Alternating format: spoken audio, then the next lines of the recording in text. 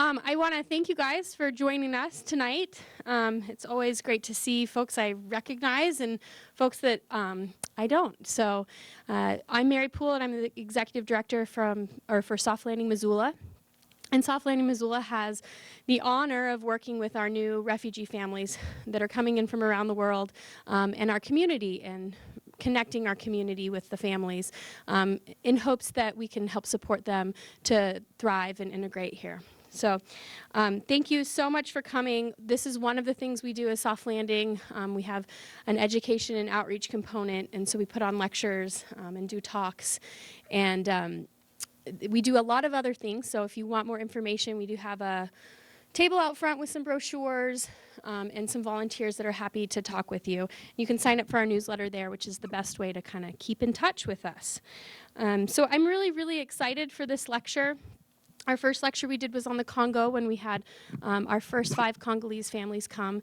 And now we've had 7 families from Eritrea join us here in our community. And I've had the pleasure of getting to know many of them, and they're amazing, amazing, kind, compassionate people. So really excited for this one. And I want to take just a moment to give a huge thank you to our sponsors. This is the 3rd lecture. This is not staying still. This is the 3rd lecture we've done here on the university campus, and the university is always so kind and welcoming to us. And this time our lecture is sponsored by the UM Political Science Department, Montana Model United Nations, and the African American Studies Department. And Tobin Shear is actually here with the African American Studies Department, and he's going to introduce our speakers. So thank you so much for coming tonight, guys.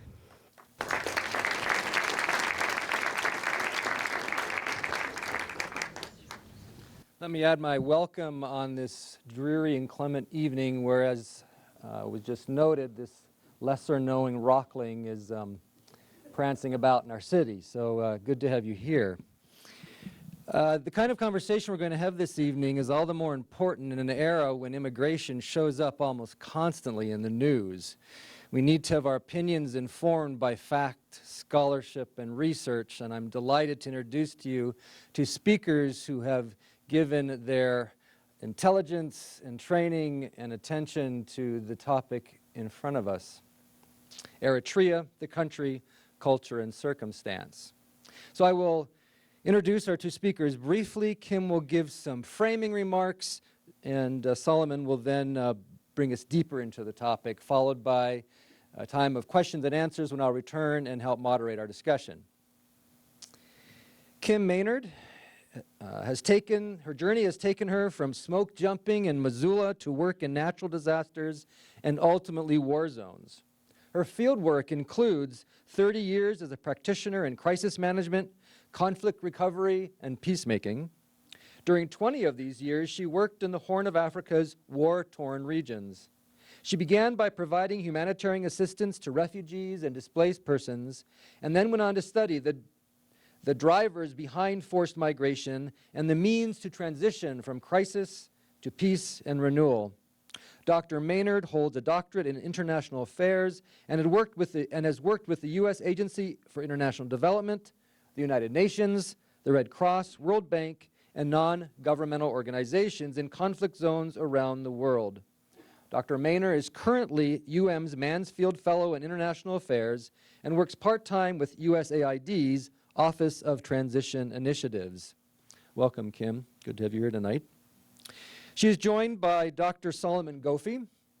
Dr. Gofie is Assistant Professor at the Department of Political Science and International Relations at Addis Ababa University in Ethiopia.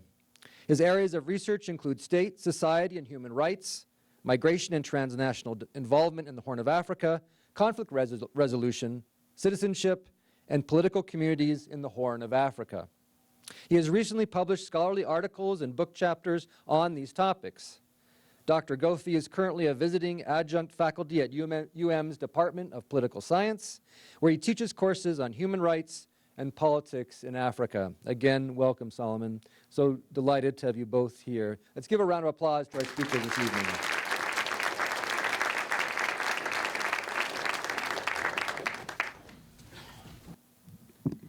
I'm just going to give a quick little intro before Solomon starts. Just to say, to start off with Salem, which is hello, in Tigrinya, which is the primary language in Eritrea, and Dehan do Wilkom, which is good afternoon.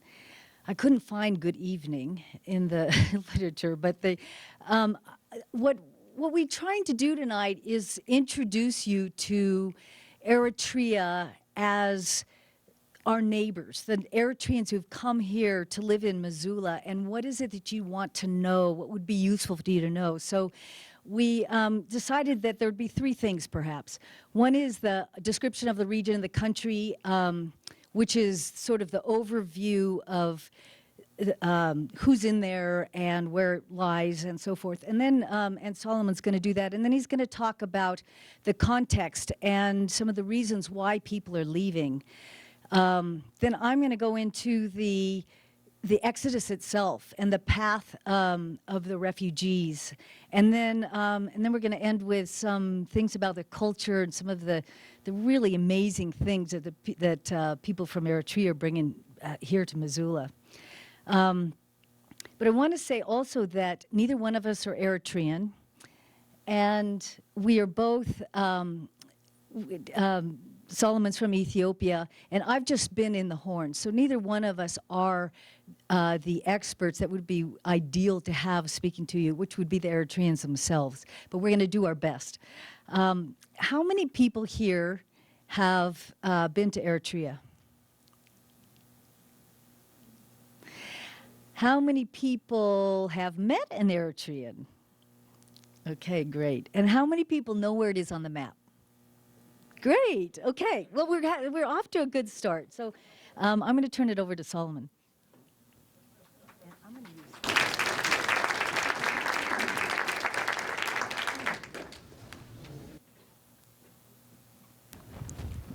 Yeah.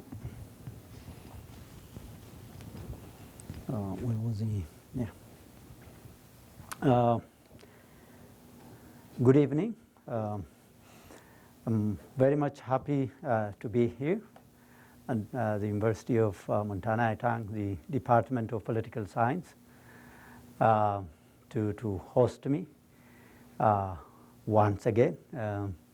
And what makes my presence here special this time is coming back and teaching for this semester and accompanied by my family. So we are enjoying being here. It has been a wonderful experience so far. As I'm introduced generously at Addis Ababa University in Ethiopia, where I'm based, teaching the Department of Political Science and International Relations. And here I'm teaching politics of Africa, or politics in Africa, I like to say, and international human rights, having really very good time. Very enthusiastic and committed students studying politics of Africa and international human rights. So in a way, my talk tonight also connects with the area of interest in my academic work. As the Horn of Africa, the way different actors also involved in the Horn of Africa is one of my area of research. So I'm now focusing on providing more reflections, my own reflections on Eritrea as a country, mainly informative, but also with some modest academic perspectives on that. Maybe I move a little this side. So Eritrea is a country in Africa. Northeast Africa we call the Horn of Africa. I have some maps for this to view. Eritrea has borders with the Sudan, Ethiopia, and Djibouti. Has a long sea coast across the Red Sea. Well, I've said probably between 5 million and less than 6 million population. In East Africa, in the Horn of Africa, we have to be good, best at guessing. It's difficult to come up with the actual data. So Eritrean population is diverse. Officially, around 8 to 9 different groups. Tigrinya is the main language, and Arabic is also adopted by the government post-1993 as official language. Well, Eritreans speak English. I mean, at least people who have gone to school speak English, and Italian. And in my opinion, still a good number of Eritreans also speak Amharic, Ethiopia's official national language. So the part in white is Eritrea.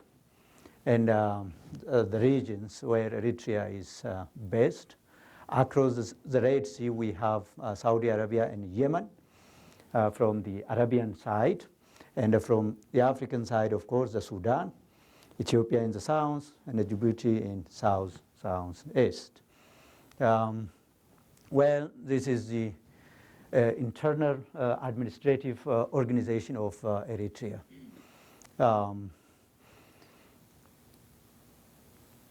And even a more detailed regional map showing where Eritrea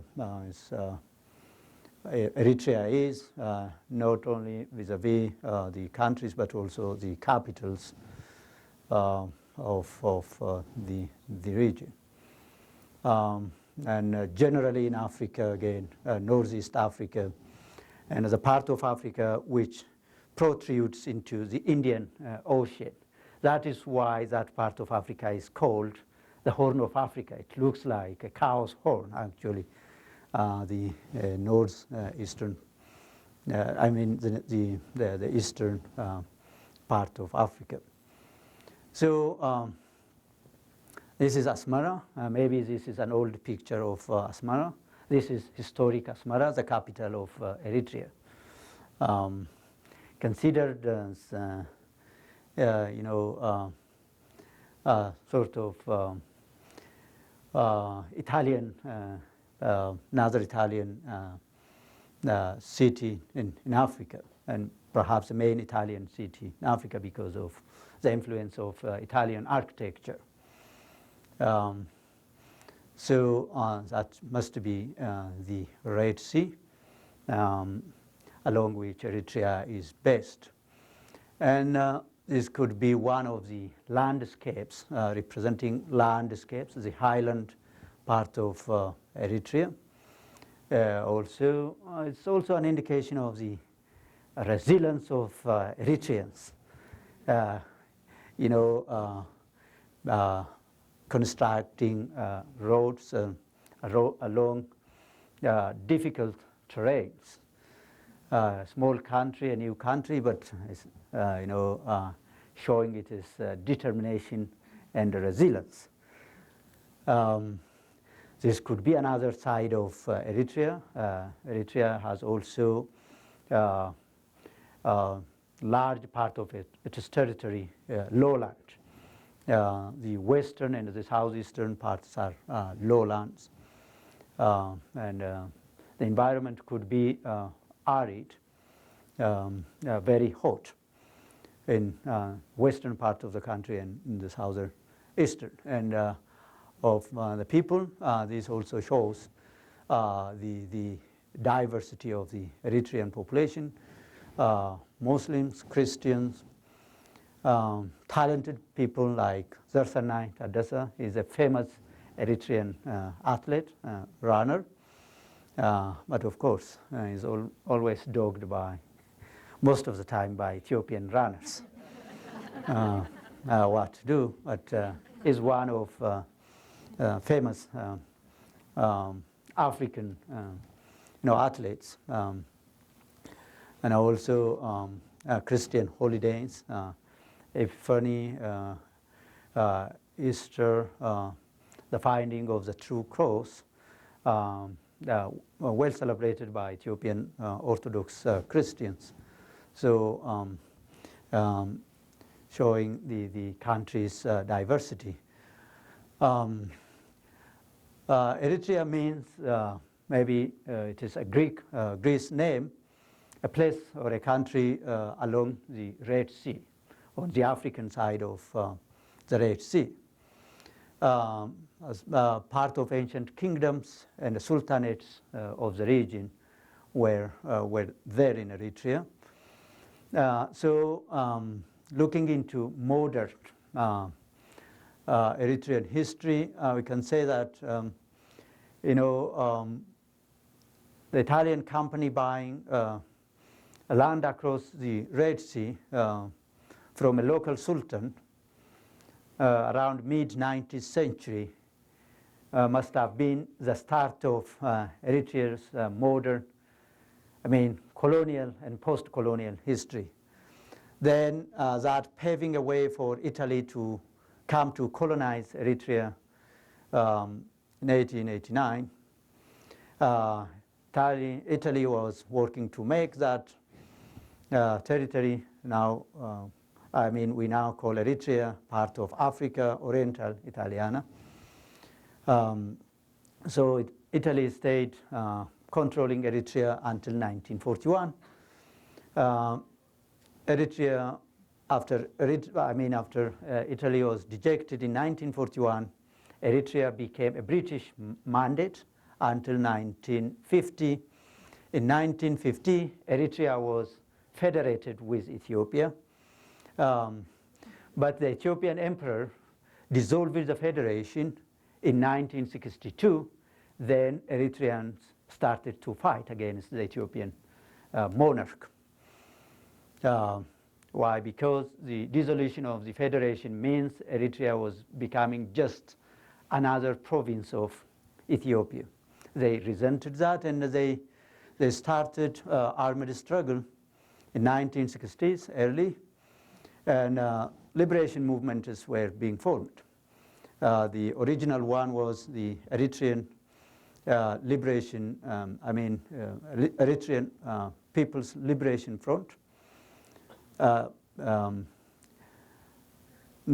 Eritrean Liberation Front, the first one, and then that evolved into EPLF, Eritrean People's Liberation Front.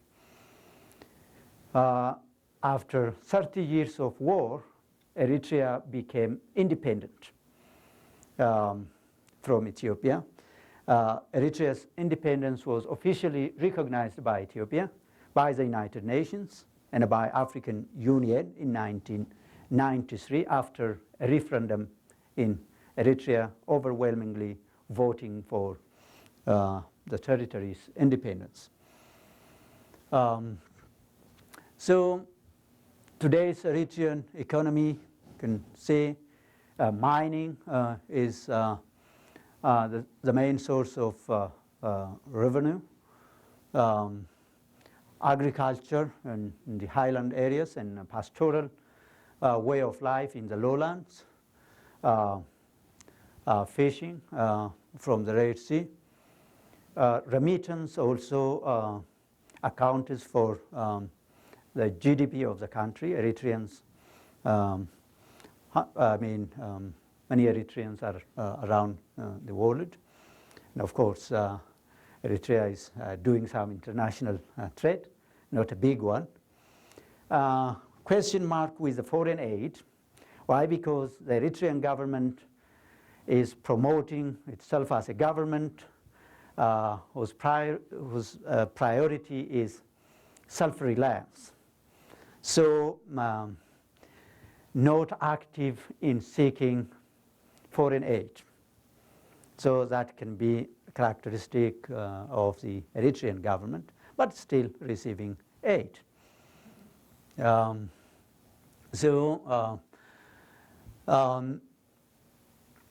Government and politics in Eritrea, this is going to be one of the major themes which I think is going to be relevant for our audience today, explaining, giving answers to some of the most important questions. So the EPLF formed government in 1991, and later on it called itself the People's Front for Democracy and Justice. The president is Isaias Afwerki. He was the leader of the liberation movement, 1970s, and he is still the president of Eritrea. Early 1990s, as Eritrea declared independence, allowed a little bit of free press.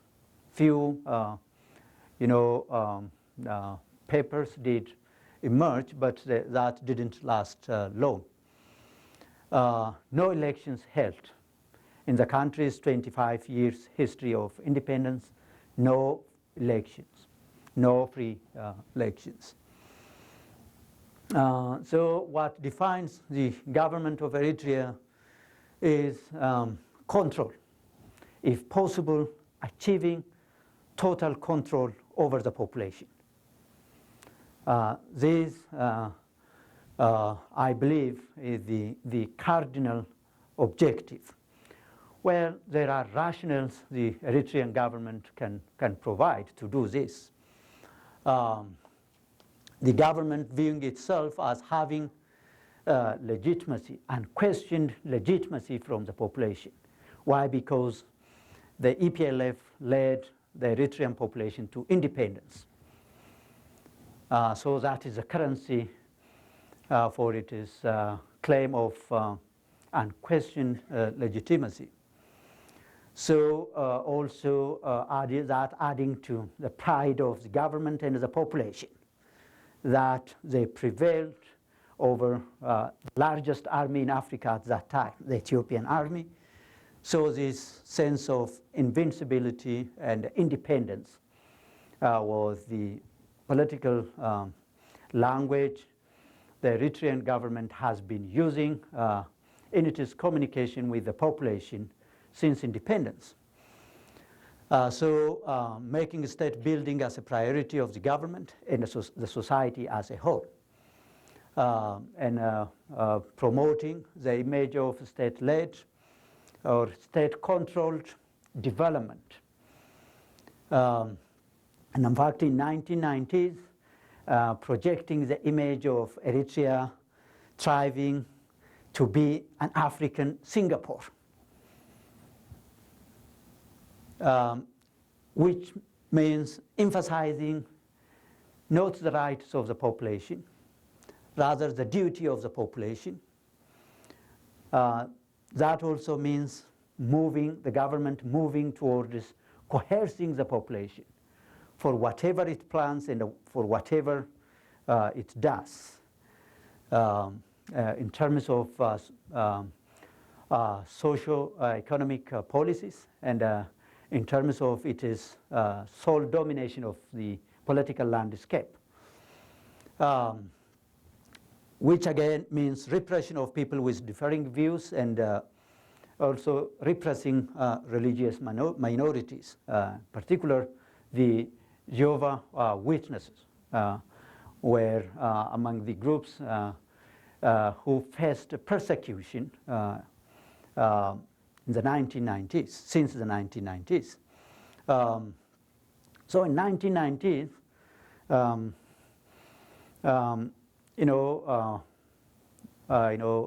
leaders of the United States, the U.S. administration under President Bill Clinton, and the European actors were also praising the Eritrean leaders as part of new generations of African leaders. There was much hope that Eritrea was thriving, developing, and perhaps bringing about democratic governance to the society, which is not the case to date. Sorry.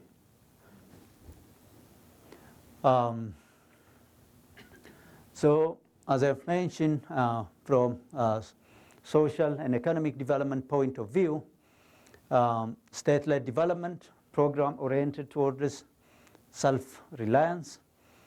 But Eritrea has been isolated because of its regional policies, because of the way it relates with governments in the region. That means less information, less data about Eritrea. So when the United Nations or the UNDP issues World Development Report every year, the data on Eritrea, much of the data on Eritrea, if not all of the data, is missing. The country is a closed one. But to be fair, well, as I've shown in one of the pictures with the landscape, the government working to put in place infrastructure such as roads, health structures, immunization and vaccination programs. Education-wise, of course, at least formally, Eritrea also has, primary, secondary, and tertiary education. But what is inimical to social development in Eritrea is a program of national military service, whereby Eritrean population less than 50 years of age are obliged to serve in the military. This means for the young population, for school age population of Eritrea, it is going to be a nightmare, and in fact with devastating impact on the young population. Why? When the young people reach 11th grade, they are required to go to military camps before they finish their high school. This is without exception to any Eritrean young people. The excuse is that they finish 12th grade in the military camps. This in effect means forceful conscription, where parents and the society communities do not have any say. This is not an exaggeration. This is, what is going on, what has been going on since 1995 in particular. So I'm quoting The Economist here.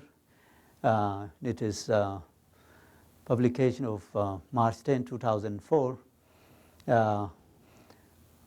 deeming the military service, the conscription, as miserable and useless. So it is invariably for young men and women to go to the camps. So as I've said, conscription is bad and detrimental. Obligation of everyone under 50, and in fact some information shows that it's like one Eritrean is living and working in military camps or military institutions. So it is, in a way, the official name for that is service, national service. And theoretically, the obligation was to last only 18 months. But once the young people are taken there, there is no way they get out. After doing the services, the government still wanted them to construct roads, or to engage in state-led projects, mining or manufacturing, which means that the chance that a young Eritrean man or woman going freely after the service is almost nil.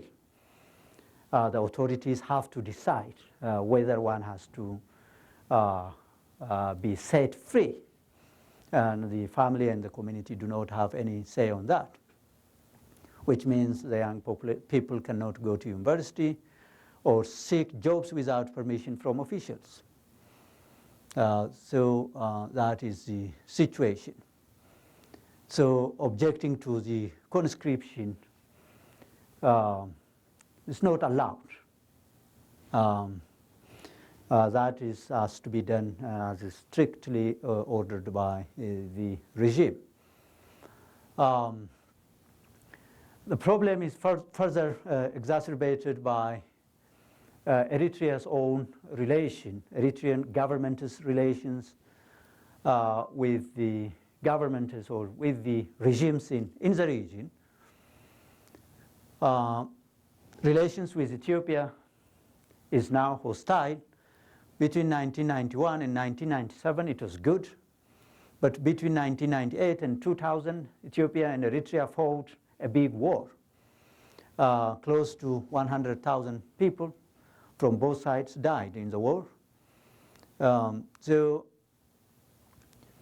there was a peace agreement, a boundary commission was set, UN peacekeeping mission was fielded, but that didn't solve the hostility between the two countries.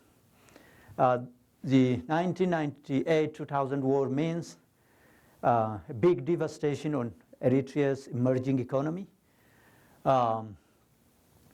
So, particularly after the war with Eritrea, with Ethiopia, you know, the kind of things I talked about in relation to national military service more or less appeared as you know, forced labor, and the young population more or less like hostages of the state. You know, their circumstances and their services and their work in construction, infrastructure, and so on, being carried out under a very corrupt situation, and especially for young girls, it could also mean unwanted pregnancies. So that is the major problem. And of course, the government or the regime has reasons, as the economists say. Conscription was supposed to create a disciplined, hard-working generation, strengthen the army, and instill national pride. But the reality is quite divergent. No, sorry.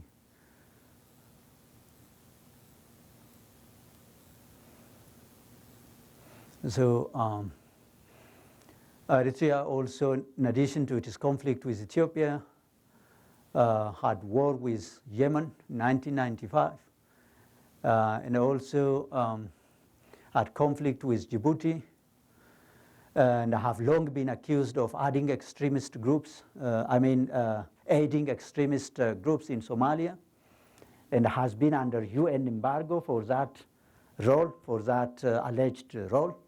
Eritrea objected to that. For a long period after the war with Ethiopia, Eritrea was also very much isolated from the African Union, from the regional organization called IGAD, Intergovernmental Authority for Development in the Horn of Africa. And Eritrea has always been accusing the United States of siding with Ethiopia. Again, at least somehow maintaining some steady relations, some good relations with some Arab countries. And as I speak, conditions have been worsening in Eritrea after the war with Ethiopia. And following that, the regime actually jailing some of its own prominent figures. Forced conscription is continuing, especially as Ethiopia is providing a very good excuse. The government, the regime, saying that Ethiopia is going to invade us sooner or later, so the national military service has to continue. So, I mean, the regime is sustaining itself somehow, but no prospect or little prospect for economic and social development for the youth population in particular. Recently, UN human rights bodies accusing Eritrea of war crimes or crimes against humanity, essentially because of the way it has been treating its population. Not war crimes taking place due to armed conflicts. So this also shows the gravity of the situation. And Eritreans who are proud of being independent are now, I mean, Eritreans outside the country, within the country, the chance to speak against the government is nil. It is zero. No one can speak against the government. But Eritreans outside the country who were in fact supportive of the government before independence and after independence, a good number of Eritreans are now speaking against the regime, that this situation is not going to be sustainable. And the low-key armed movements are also going on, especially supported by Ethiopia against the Eritrean government, as the Eritrean government also organizes armed resistance against Ethiopia, tit for tat. So tension with Ethiopia, just a few weeks, last week, 2 weeks ago, and last week also, you know, the Ethiopian government is accusing Eritrea of sending armed people across the border. So I would like to say that this is the situation, a balanced view, reflection, my reflection on Eritrea, and I hope what I have raised so far could answer some of the questions. But I believe that, you know, what I have mentioned have already made a good cause for especially young Eritrean population to migrate out of the country, and in fact making migration or out-migration one of very few options for the population. So I would like to stop here. I hope to explain more on questions during that particular session. And now Dr. Kim will take over, talking more on you know, migration, how Eritrean members of Eritrean population are migrating to the outside world, and more on the cultural aspects too. Thank you very much for listening to me.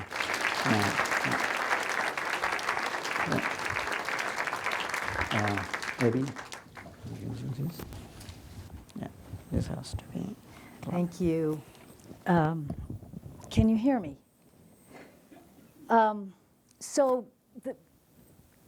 one of the challenges, as Solomon said, is the ability to get information out of Eritrea. It's really difficult. There's no foreign aid organizations. There's no humanitarian organizations. The media is very, very controlled, and it's only internal media. There's no foreign media. So it's hard to get numbers. But the situation is very dire, and inside the country, as we know, and partly because of the people leaving, and they're telling us a lot of the stories. So you see that the main reason why people say they're leaving is because of this military conscription that goes on for the rest of their lives. Often way into their 50s, they're still being paid $10 for a month for their service in the military, and it really is the whole life and lifestyle is abysmal. So people leave. So they have to make, somebody at every person who decides to leave has to make this huge heart-wrenching decision. Am I going to continue to deal with this and live in this kind of a context, or am I going to go outside and try for another type of a life? And many, many, many people who have left now provide some information, difficult to get the information back and forth, but there's more exchange with the diaspora. So anyway, many people are leaving. In fact, it's considered one of the world's fastest emptying countries, which is pretty impressive. It's a very small country, small population, but 9% of the population is left already, which is amazing. Yeah, 5,000 people a month, and these are varied statistics at different times, but essentially it is rapidly diminishing. This is where they start. This is one of the border crossings. So if you decide that you want to leave, and the vast majority are between 18 and 24, but there's plenty of others much older and younger that leave. This is the border, and they have a shoot-to-kill policy crossing the border. And once you get past that, many of them, the first step is to go to either Khartoum, which is the capital of Sudan, or Addis Ababa, capital of Ethiopia. But first they start off in refugee camps. So these are some of the primary refugee camps. In fact, this one right here is considered sort of ground zero for Eritreans, as many of them start here. And this is a long trek just to get to that point once they cross the border.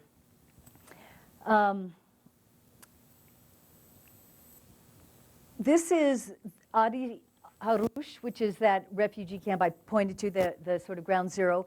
Adi Haroush has hundreds of thousands of Eritreans in it. And life is okay in some respects. In fact, I mean, that's in some ways we can say it's better than what they left. But there's not many facilities. There's not much in terms of opportunities, education. There's no jobs and so forth. And there's a lot of unaccompanied children. These are ones who left without their parents or in some way ended up in Eritrea without their parents. Called unaccompanied minors. So many of them are in the camp as well. But in essence, there's no hope. There's no future. There's nothing for them to do. So this is called Ethiopia limbo. As they're hanging out in this camp, many of them have cell phones, and they talk to their families or friends who have left, and even track them on their journey as they go further into the refugee situation, which we'll go into in a minute. And so they know what's ahead if they decide to go beyond the camp. So many of them do. They say, okay, we're going to try for Europe. And this is one of the directions they take. So here's Asmara. They go down to Ethiopia. And again, some of them do end up in the capital. Some of them even do get some jobs. And there was a program in Ethiopia to allow them to work a little bit more, but still very, very difficult and not much of a future. So then they take off for Sudan, where, and some of them start there. But anyway, many of them go here. And this is where they meet up with the smugglers, and have to pay extraordinary amounts of money to get them across the desert, which is this huge trek over to Libya, which we'll talk about. We'll talk about the whole trek, and then across the Mediterranean and up to either Malta or Italy. This is considered the world's deadliest migrant trail. So what happens is because of this situation, there's many people who've taken advantage, especially in Sudan, who've taken advantage of people who want to leave. And it's mostly Eritreans here, but there's also Somalis and others. And they start this incredible trek across the desert, which is in trucks that break down. There's no water. There's the smugglers themselves will take huge advantage of them. There's just story after story about torture, rape, extortion, people trying to just take advantage of these people who are just trying to get across the desert. And the Eritreans are the biggest group making this trek across the Sahara.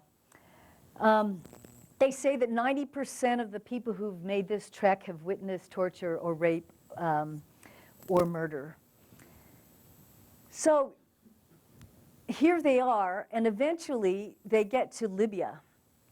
And in Libya, which is a lawless country relatively because it has its own issues, its own civil war that's been going on for a while, and the border area on the Mediterranean is uncontrolled. So people from all over the world see this as an advantage, and there's international crime rings and networks that work that part. But when they first get there, they probably have to go into a detention camp, and this detention camp can be for years. It could be for a short period of time. Sometimes if they pay enough money, they can stay in a house. Sometimes they're just going to sort of languish there. But when they do get their next offering, and they do come up with the money, and they decide to cross the sea, they go from a number of places on the coast here, go up to either Malta or Italy. That's the primary route. And of course, we've seen this. We've seen these migrant boat pictures of people just crammed into boats that are not meant to take that many people. It's a long trip, but it's also the seas can be really rough, and there's a chance of capsizing, and we've heard about these over the past number of years. People rescuing migrants. There's something I heard, and I don't know if this is accurate, but the largest number of people killed at sea in the past 2 years were Eritreans, and they're the second most likely to risk the crossing behind Syrians. So there's a chance of them not making this part either. But when they do get to Malta or to Syria, this is a prefab detention center in Malta. So now they have a little bit better conditions, a place to stay, but again, unknown future. What do they do from here? There's still this hope of a job, still this hope of some kind of a life ahead of them, and most of them are separated from their families at this point. Sometimes they'll linger here for years on end as well without knowing what's going to happen next.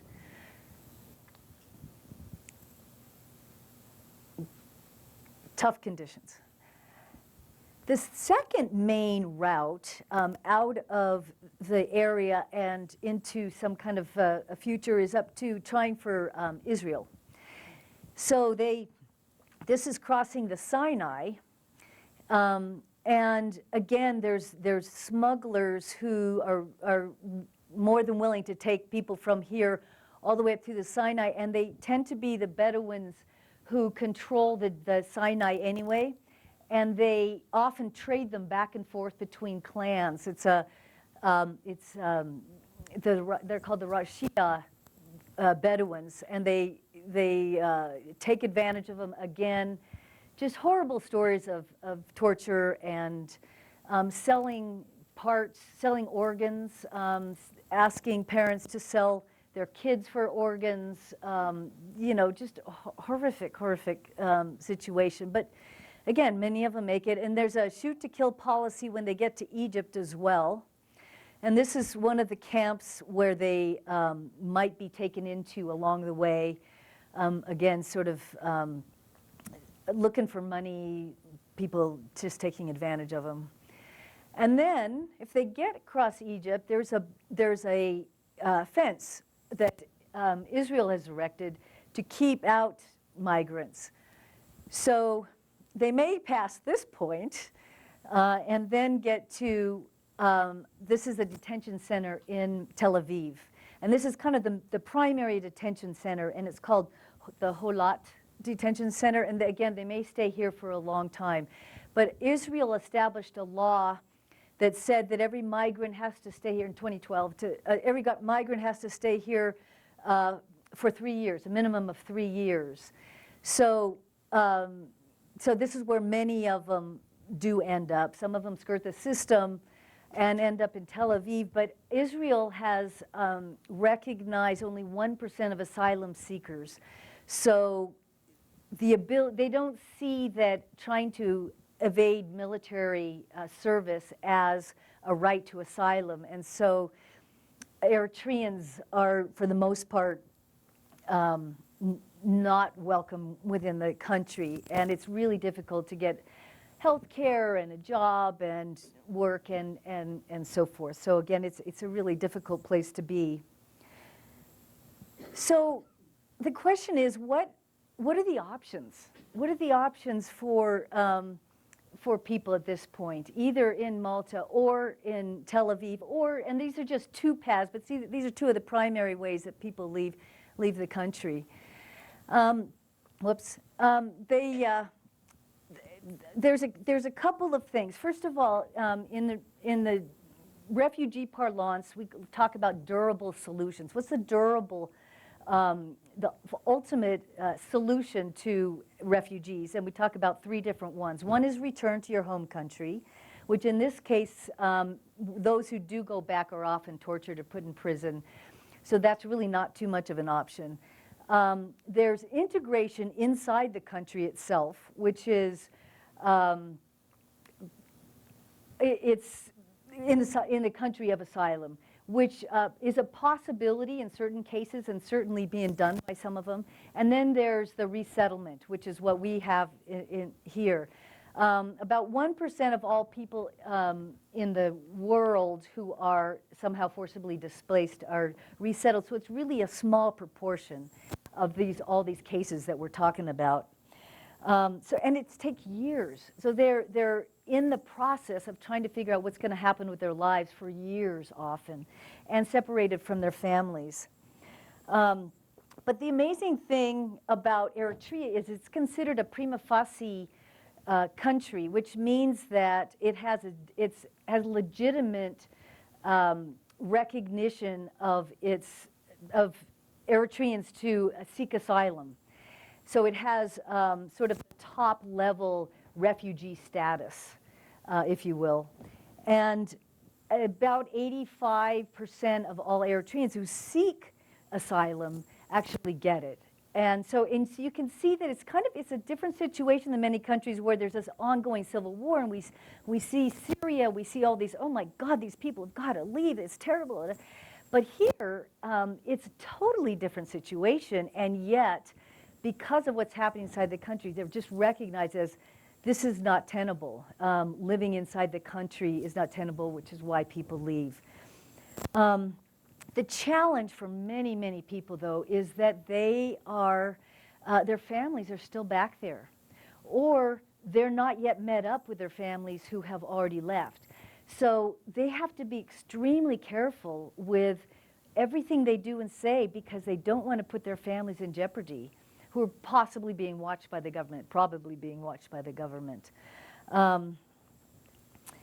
So the next thing we're going to do is lighten this up a little bit.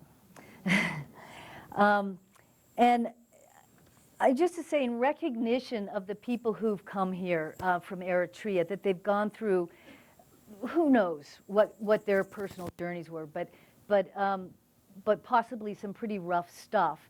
They're also bringing with them so much to share with us, over time as they begin to settle in with us. So I want to tell you a little bit about that, because it's really pretty amazing. Families as you can imagine, are extremely important, and they're really, really essential part of the life, extended families and so forth. And the church or the mosque, either Catholic Church, Orthodox Church, there's also Lutheran, or Sunni Muslims, which are the 4 recognized religions. All the others, as Solomon said, are repressed. So the church plays another central part of the community. And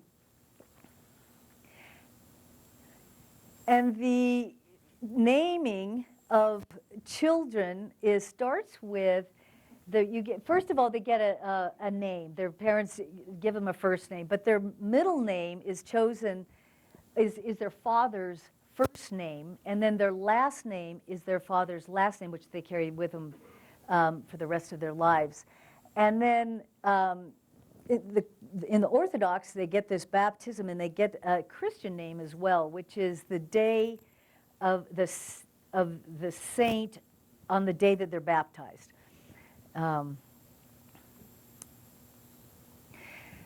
Wedding ceremonies are pretty elaborate. They usually last for a couple of days, and there's different types, and it depends on whether you're rural or urban, what religion, and so forth. But there's still a tradition, a tendency to do a long procession over to the bride's house.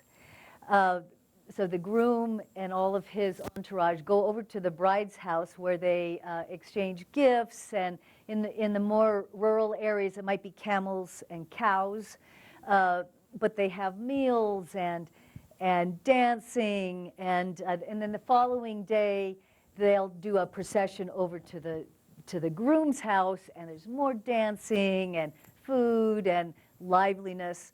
This is one of the dances. This is a Muslim one, and you hold the sword in your right hand and a stick in the other hand, and then the women do some kind of a thing where they flip their hair around as part of the celebration. And of course, henna. This is a Muslim henna, but they do them differently for different occasions and different types of henna.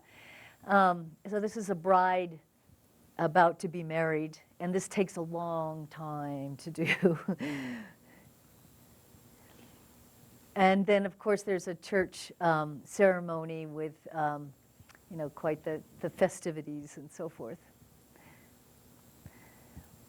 So another part of the culture is the food, which is unbelievable. It's fabulous. And if you are invited in to share food, it's polite to accept, even if you're not hungry. This is the staple. This is called injera. It's a spongy kind of sourdough. So you have a starter that you make it with, and everybody does it a little differently, and every family's starter is slightly different. But on top of this are different types of spicy stews and meats. Some of them like lentils and cabbage and tomatoes and onions, but also chicken and meat and so forth. And it's put out on a big platter, a round platter, and everybody sits around it, and you get your own injera, where each person has their own injera rolled up, and you tear off little pieces, and you pull it off and eat it with your fingers. So everybody's pulling from the same plate, and it's fabulous food. So if you ever have a chance and anybody invites you in, I highly recommend trying it, and even if you're not hungry. This is called suha, which is made out of barley or sorghum or millet, and it's an alcoholic drink, and hops in there, and it's an alcoholic drink, sort of like a beer. I haven't had it, but I've heard it's good. And then there's a very celebrated ceremony of coffee, and it starts off with coffee roasting by hand. And this is often done, and there's done in a sort of a ceremonial way, but there's also just a very much of a social thing. And if you want to entertain guests, often we'll bring out the coffee and roast it by hand. And so that the smells of the roasting just permeate the room, and everybody has a chance to breathe it in, or they might pass it around as it's so that to get the smells around the room. And then they brew it in this kind of a pot, and the pot itself is ceramic, and it's brewed kind of like Turkish coffee, where it boils several times. And then settles, and there's a horsehair filter that keeps the grounds out, and then they pour it in little tiny ceramic cups, and you might go for 2 or 3 rounds drinking coffee and get quite buzzed at the end of that. Yeah, so I just wanted to end with this. I found this amazing poem that is like the people. The beans are warm and dark. Like the people, the beans are close, inviting, and intimate. Like the people, they linger on even when all else is gone. I wanted to just end with a thought of my own that, I mean, we have 7 families here, and we're blessed to have them. And it's adding diversity and interest to our community. And yes, they're heroes for having gone through what they went through. But they're also bringing so much. And they just, you know, the culture itself just offers so much. And as we get to know them better, I think the outreach of the Missoula community to them in all the things that people are doing with soft landing and the mentoring, I mean, it's just fabulous. And when we raise that up to a real sharing and a sort of a cross-pollination, that's when we hold the dignity of people together. And I think that's when it's a full welcome and they're really now at home and living in Missoula. So thank you.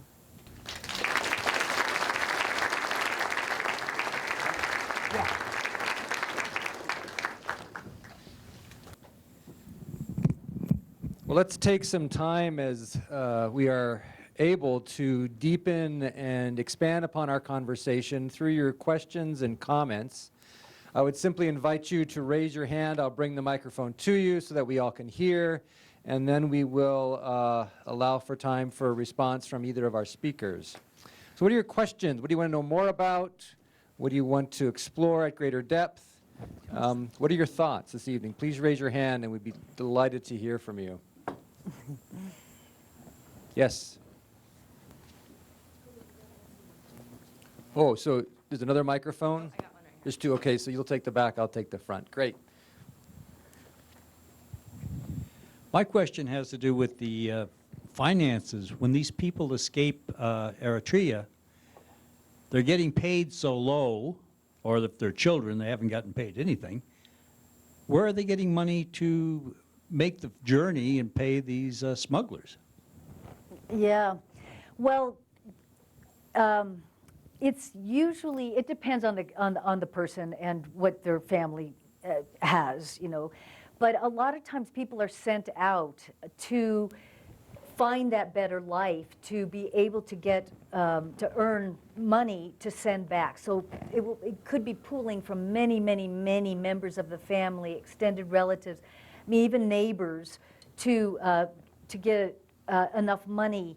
And as you can see, just because you've collected enough money for that initial trek across the Sahara, now you're up for, you need more money. And there's a system for exchanging money, for getting money across in Africa. And they use that system. So they get to like Libya, and all of a sudden they need much more money, or they've been robbed of all their money en route, and now they need to get more money. And so, yes, so now they have to gather more. So back in their country, they probably are finding it very difficult to get the resources, to get people to across. But one of the things that happens is when Eritreans, because 9% of them now have left the country, and there's a huge diaspora, that they send remittances back to Eritrea. And as a result, the Eritrean government, they don't like people leaving, but at the same time, they're benefiting hugely. The economy is benefiting hugely for all these people sending remittances back. And in fact, the Eritrean government has a tax, 2% tax, on money that is sent back, that is nabbed in order so that to keep people safe. Like if you want to keep, if you have a passport, if you want to keep your passport, you have to pay this 2% tax. If you want to use consulate services in another country, then you pay that much. So this money goes back into the country. So there is some money that's circulating within the country, and the remittances are one of the biggest sources of that. But it's a challenge. Yeah, thank you for that question. Other queries or comments? Yes. So Kim, you mentioned that in Israel, if they make it to Israel, that the Israeli government, I think you said, has a law or requires that people stay in the camp for 3 years. I don't quite understand what that means. That sounds like after 3 years they're allowed out of the camp into Israel at large, or what's that situation? Well, the law says minimum of 3 years. And with all of these cases, and in every country, and Israel is a great example, it's so case specific, and it depends on who you are, what you bring with you in terms of resources or skills, what kind of a life you're living there. You know, are you a beggar on the street? Are you trying to contribute? And each one of them is very case specific. And I'm just speaking generally for refugees. And so the detention center is a place where they can control the migrants. And that what they're trying to do is minimize that. So people stay in detention centers. As soon as they're let go, they get out of Israel. But another thing that Israel does, which is, haven't heard any other country doing this with Eritreans, is they'll buy them a free plane ticket to another country. Yeah. So they say, okay, get me out of Israel, and they fly them off. Rwanda and Uganda are two of them that are named, but there's others, with the promise of giving them money when they land. So that gives them another opportunity to go somewhere else. So the people who take that up, their stories on the backside is that, yes, they were put on a plane, no money, the Rwandan or Ugandan government does not recognize them. Now all of a sudden they're in another detention center in more limbo with no more options, and it's really another dead end. But it's Israelis trying to get rid of their migrant problem that, yeah, understandably, they're dealing with a lot of issues there too. Yeah, that I think is the standard practice. So finding, especially an African country, Israeli officials, including the Prime Minister, visiting countries in Africa, Uganda and Rwanda, rightly, and getting Eritreans there, whose life and future will remain uncertain anyways. So that is a standard practice. And the irony is that Israelis has been airlifting many Ethiopians to Israel, many Ethiopians considered or believed to be Israelis, ancient Israelis. So only around, the official report is that only around 9,000 Ethiopian Israelis are left in Ethiopia and are waiting to be taken to Israel. So that is very good irony. But at the same time, rightly making it difficult for migrants like Eritreans we're talking about to stay in Israel, making it very much difficult for them. Yeah. Yes.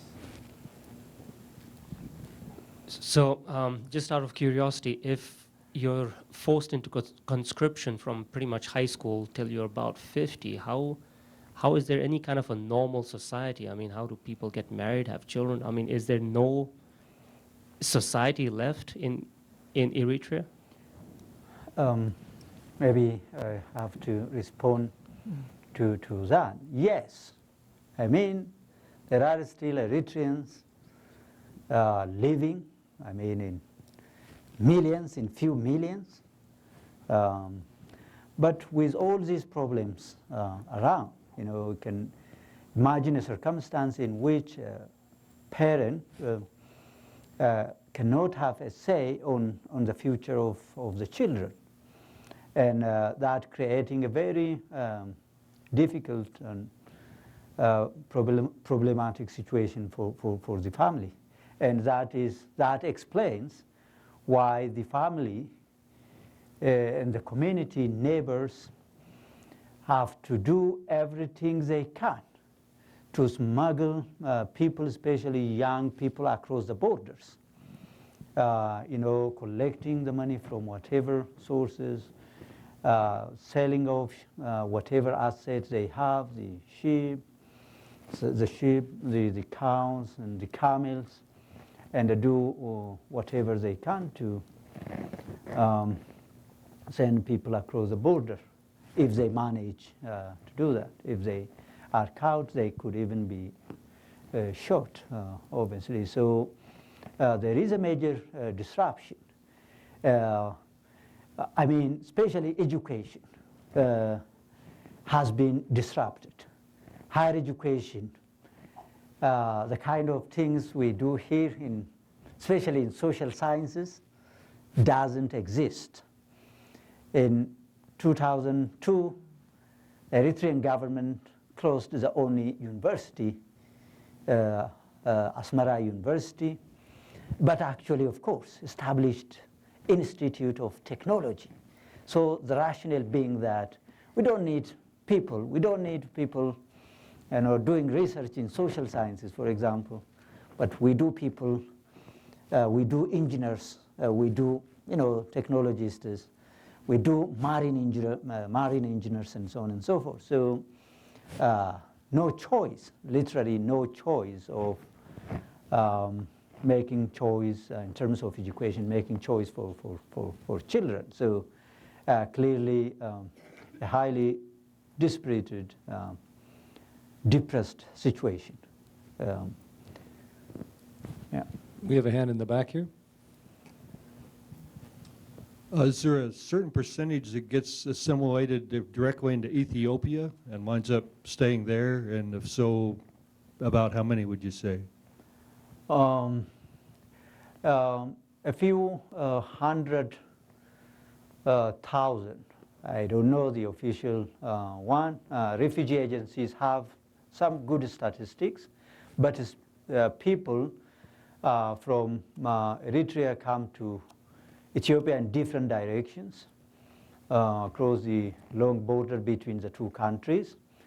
A good number of them go to refugee camps, and at the same time, a good number of them just go to different regions in Ethiopia, especially coming to Addis Ababa. The good thing on the part of the Ethiopian side, Ethiopian government, is an open door policy, not stopping Eritreans coming to Ethiopia. And again, Ethiopia is a country with millions and millions of young population without job, also migrating. But as of late, the European Union in particular is promising millions in funding so that some jobs could be created for Eritrean, Somali, and Southern Sudanese refugees in Ethiopia, closer to 1 million in total. So funding could be dispersed through Ethiopian government institutions, Refugee and Immigration Authorities, or Ministry of Social and Labor Affairs, and in fact largely through NGOs, mainly international NGOs, and also intergovernmental agencies, the UNHCR in particular, in charge of the major refugee camps, good number of them hosting, like hundreds of thousands of refugees.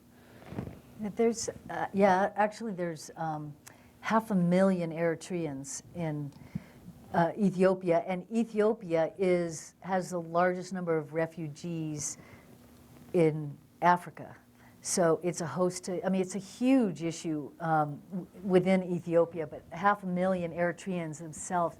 And some of them have, so 2 years ago, they started a program, EU-funded program, I think it's the one you're talking about, to offer 100,000 jobs because of all this unemployment in Ethiopia, some of which were meant to go to Eritreans.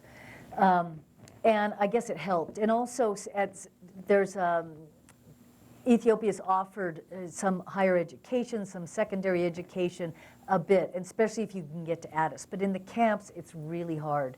But I've heard a story about somebody who had actually quite a good experience there and was well received as a refugee. So. Question over here, I have a question about the relationship between Ethiopia and Eritrean governments. They've been at loggerheads, at war, and it seems to be ongoing, and it doesn't seem to be getting any better. But at the same time, I'm wondering whether there have in fact been informal talks. Have there been attempts at trying to reach some kind of negotiation or mediation, or just simply informal agreements? And if so, why have they failed? Well, I'll speak just very briefly, and it's probably things you already know. But there was the UN agreement, which Eritrea has agreed to, and Ethiopia has not, about the border. So the war was about the border demarcation between the two countries, essentially. And so there was a UN effort to draw specific lines and agree to no fighting along those lines. And Eritrea has agreed to it, and Ethiopia is not. But my understanding as of late is that, first of all, the fact that there is a war with Ethiopia going on gives license for the government to have all these military conscripts. That's their reason for doing this, is so they, in some ways, don't want that to go away. They don't want, having peace, what good is that going to do for them? Maybe it'll do other things, but within the context of this very controlling government, this is partly to their advantage. But whether there's something going on under the table, is there? Solomon? Yes, so my perspective is going to be the same. So the biggest problem is the lack of transparency on both sides of the border, the way the government conducts themselves. So the border is a border, in particular the land Ethiopia fought for, and tens of thousands of soldiers died to secure that. And yet the Boundary Commission awarded that to Eritrea. So Ethiopian government doesn't want to antagonize the people who sacrificed a lot for the border town along the border, but awarded to Eritrea. The Ethiopian government wants a negotiation on that. The Eritrean government said no. The ruling of the Border Commission has to be accepted by Eritrea. Also, for Eritrea, the support, powerful actors in the international system, including the US government, give to Ethiopia is very much resented because Ethiopia is much more favored. That is a perception on the side of Eritreans.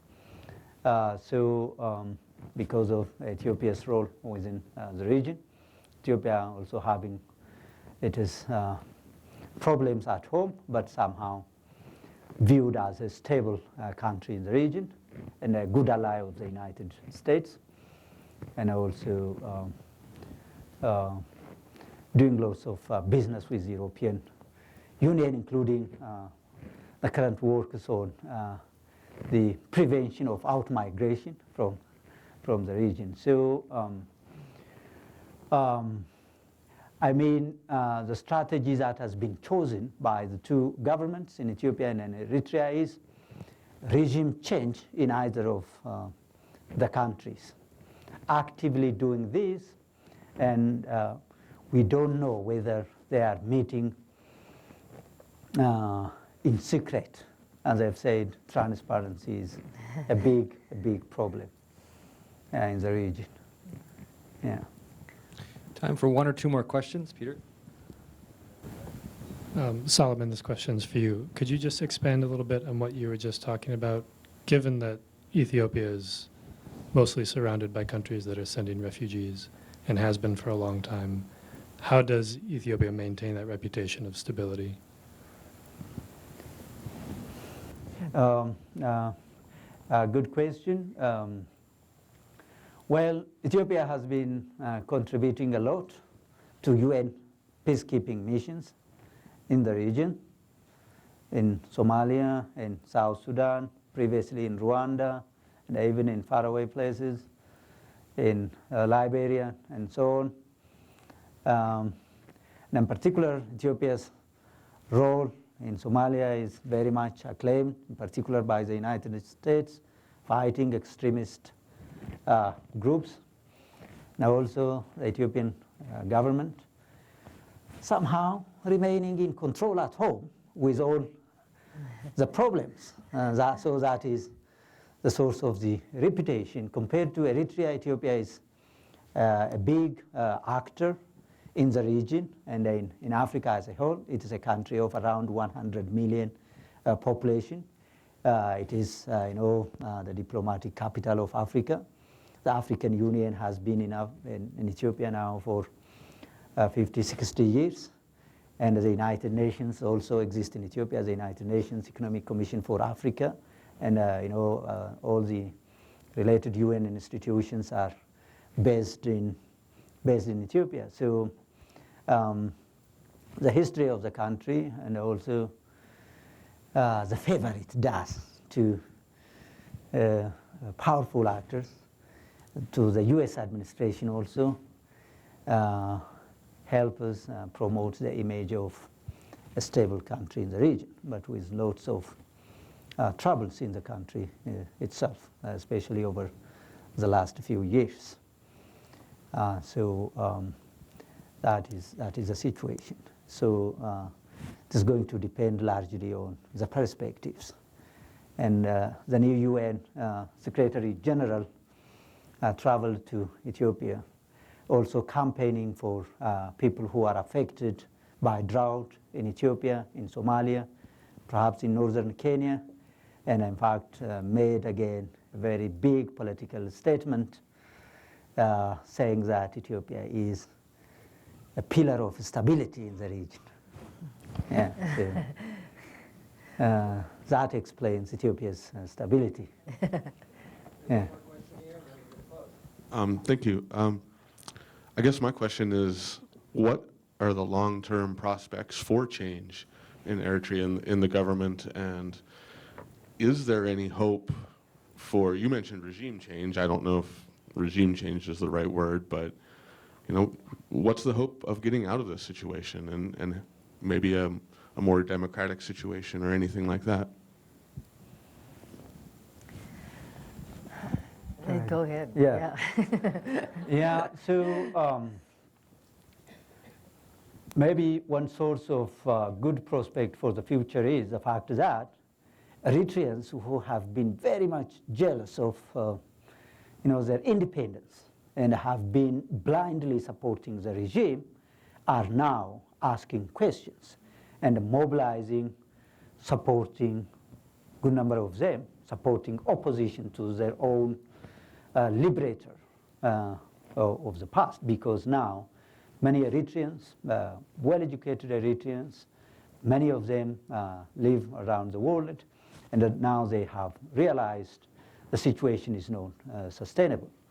So that could be one option. And as Kim has also said, Eritreans have achieved a good level of awareness about their situation at home. And countries in the region, including Ethiopia, for its own region, or Ethiopia's national security, is actively also working. And we don't know. Again, we're not sure when the regime in control in Asmara or in Eritrea may be responding to its own domestic constituencies. That is, in my opinion, less unlikely, but maybe inducements of various kinds coming from different directions. And what I would like also to add is why I'm also sometimes doing some studies, doing some research also on out-migration, and it's linked with transnational involvement, which means the involvement of different actors, including the US administration, in my opinion, should change. The policies so far towards Eritrea, including towards many countries in the region is, especially I'm referring to US administration within the population, there is loss of compassion. Also humanitarian efforts, as we see here too, which I very much appreciate. But the policy of waiting and seeing, wait and see policy, and blind support to regimes in the region at the expense of the plights of the population should change, including the policies of international organizations, whether that is going to be a UN Secretary General or European Union figures. They just can't continue to do business by ignoring the plights of the population. So the way they are projecting their policies, their powers, should change fundamentally. So these are few of my comments. And I'd just add that the U.S. does not have an embassy there. It has a consulate, and the head of the consulate sends very disappointing kinds of cables and information back to the U.S. about what's happening there, as though hands are tied. But the U.S. considers Eritrea a country of particular concern, which is a designation. Again, I think as Solomon's saying, giving a lot of, putting the spotlight on it, but really hands off. And I think it is very much of a wait and see. And something I read recently about because of the growing diaspora, and because of the connection between the diaspora and those people who are still in the country, there's growing recognition of what's not okay inside the country, and whether that becomes fomented by some kind of uprising. They're not organized, there's very little civil society, they're watched heavily. It seems like it would be challenging to do that, but nonetheless, there is greater awareness than there used to be. Okay, well, I'm just going to give one more quick thanks to Tobin for sponsoring and hosting us here. And then, of course, a huge, huge thanks to Kim and Solomon from Soft Landing. Thank you.